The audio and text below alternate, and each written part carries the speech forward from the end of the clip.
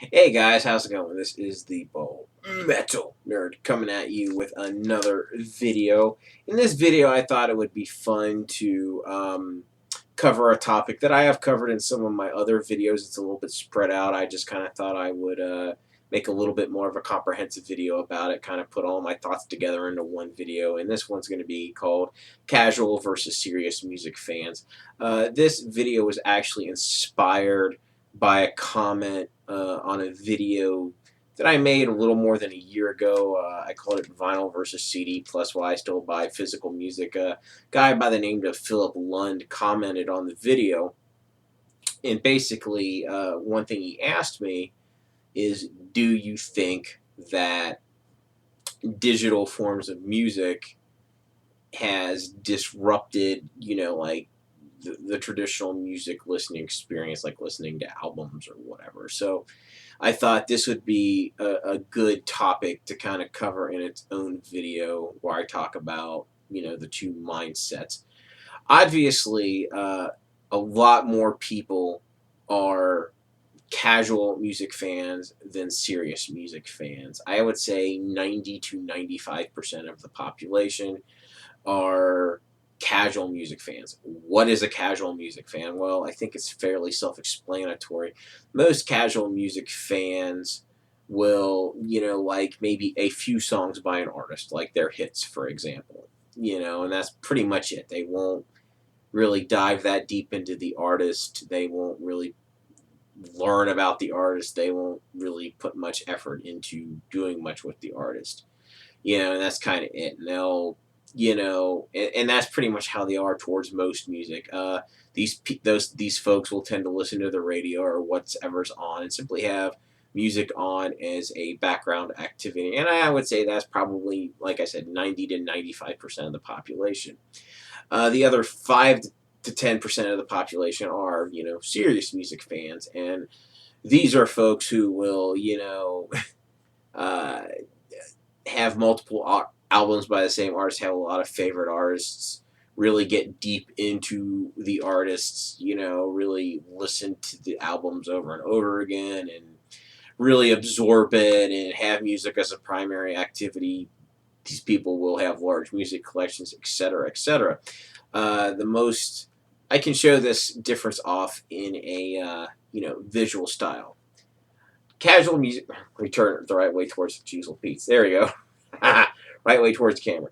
Casual music fans will tend to have a lot of these, and of course, what this is a compilation, greatest hits compilation for Scorpions.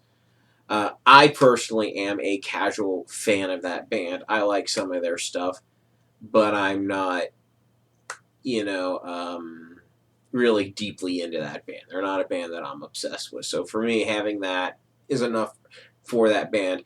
And I think these have a place in the collection even of serious music listeners because basically greatest hits albums are useful for two reasons.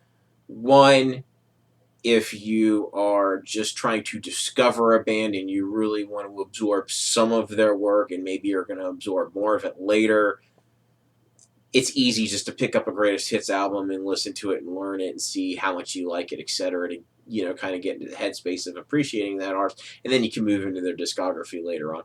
Or B, if you are just a casual fan of that particular band, it's fine just to have one of those if really that's your only desire for an artist. But if all you have in your collection are these, if you have like say 20 or 30 greatest hits albums and that's all you have, you're more than likely not a serious music fan. Now, serious music fans tend to have a number of these. And what this, of course, this is all by the same artist, one of my favorite artists, Iced Earth. Of course, this is like a discography, right? Personally, I'd have to look through my collection again, but I probably have like 30 or 40 discographies at least.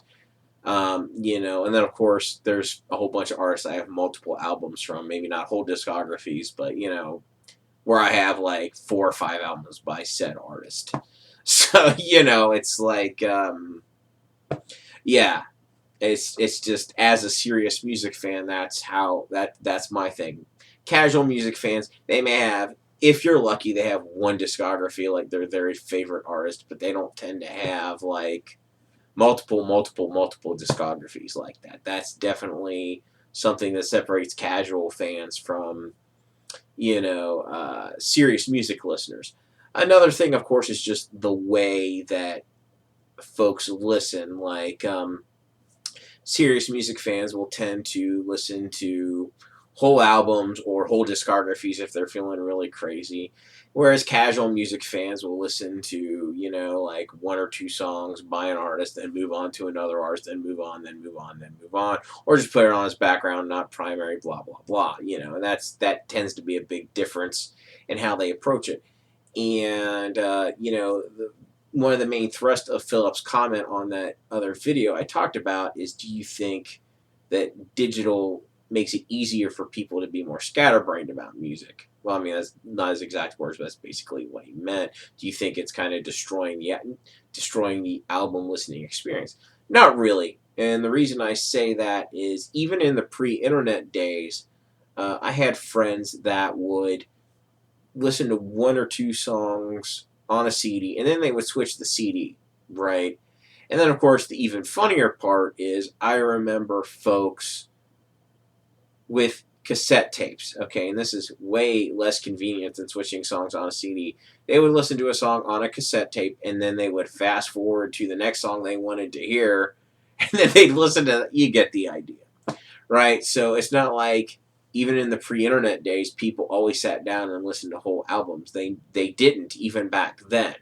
So I think really all that the digitization of music has done is it has kind of enabled the masses to engage in their natural habits of listening to music the way they want. And honestly, I think that choice for them is a great thing.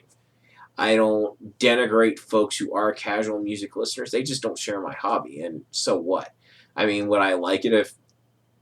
Do I think it would be great if more people were serious music listeners? Of course, I think it would be great, but realistically, is it that big of a deal to me? No, not really. And I don't really blame technology for what's happened. I think just the fact that people would now has more people probably dropped off listening to albums versus cherry picking. Yeah, probably. I would say that has definitely happened.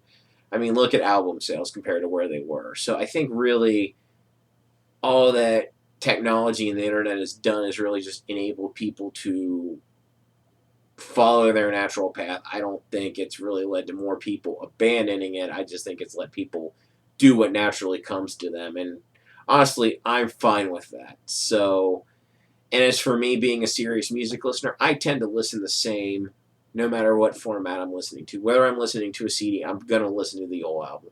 If I'm playing digital files back on my computer, I'm going to listen to the whole album.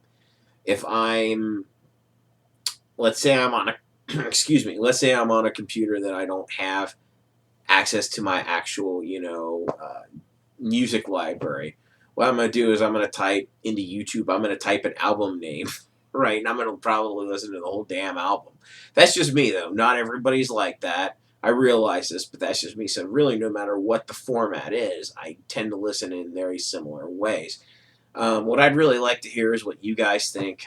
If you think I've missed anything, let me know in the comments below. You know, as always, if you did like this, please thumbs up, share, subscribe, all that fun stuff. Thanks for watching, and I will catch you guys next time.